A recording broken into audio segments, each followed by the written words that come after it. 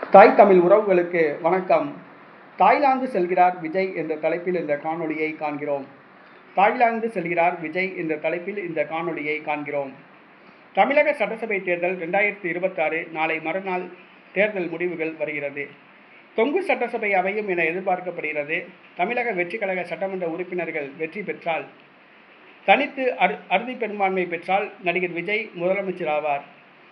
அல்லது தொங்கு சட்டசபை ஏற்பட்டால், குறைவான தொகுதிகளில் விஜய் கட்சி வெற்றி பெற்றால், தன்னுடைய கட்சி சட்டமன்ற உறுப்பினர்களை தாய்லாந்துக்கு அழைத்து செல்ல முடிவு செய்துள்ளார். தமிழ்நாட்டில் தங்கியிருந்தால் அவர்களை திமுக, அதிமுகவினர் கடத்தி கொண்டு போய் குதிரை பேரம் பேசுவர்.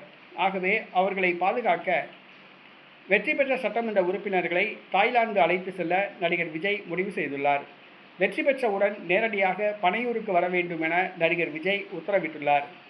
நடிகர் விஜய் கட்சி சட்டமன்ற உறுப்பினர்கள் தாய்லாந்து செல்ல உள்ளனர். தாய்லாந்து சென்றால் அவர்களை தொடர்பு கொள்ள முடியாது, குதிரை பேரம் செய்ய முடியாது.